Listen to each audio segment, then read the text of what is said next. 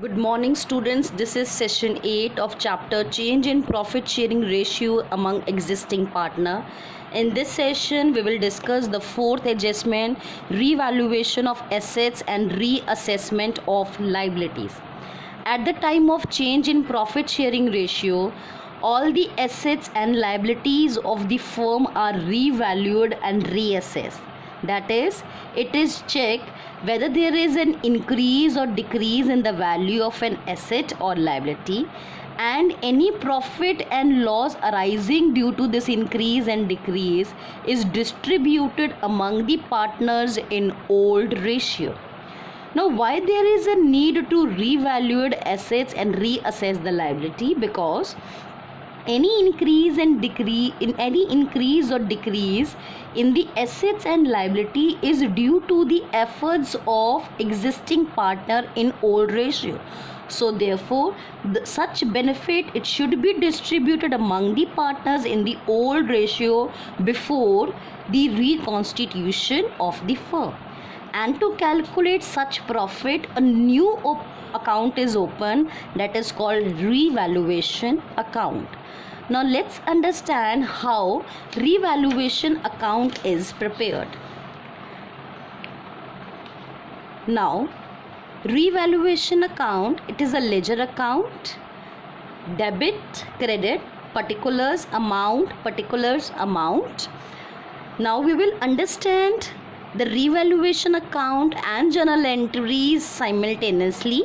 How from the journal entry the revaluation account will be prepared, we will try to understand simultaneously.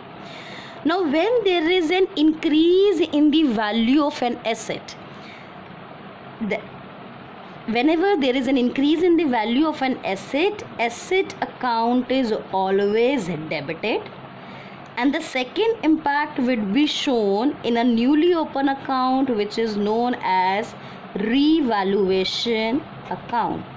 As we can say here, the revaluation account is credited, so such entry will be shown here by asset account.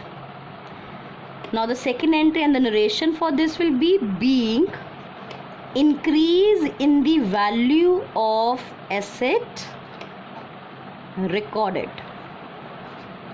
Now if there is a decrease in the value of an asset, then asset account will be credited and revaluation account will be debited.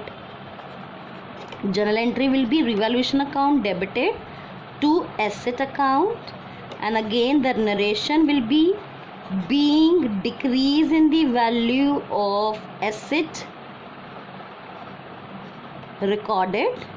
From the journal entry we can clearly see that revaluation account is debited, so we will write here to assets account.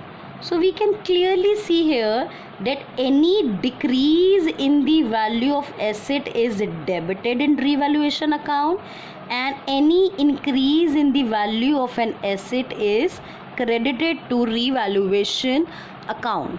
Now, if there is a increase in the value of liability, the value of an liability is increasing.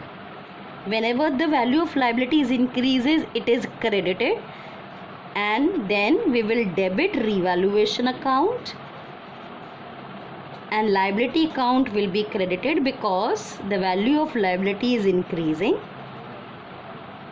Narration will be same, being increase in the value of liability, increase in the value of liability recorded. As we can see in this third journal entry that revaluation account is debited, so we will write here to liability account. As we can see, increase in value of liability is debited in the revaluation account. Now we will see if there is a decrease in the value of liability, then liability, whenever the value of liability decreases, it is always debited. Liability account debited to revaluation account. Again we will write narration, being decrease in as liability recorded. As we can say, revaluation account is credited here. So we will write here by liability account. As we can see, whenever there is a decrease in the value of liability, it is always credited.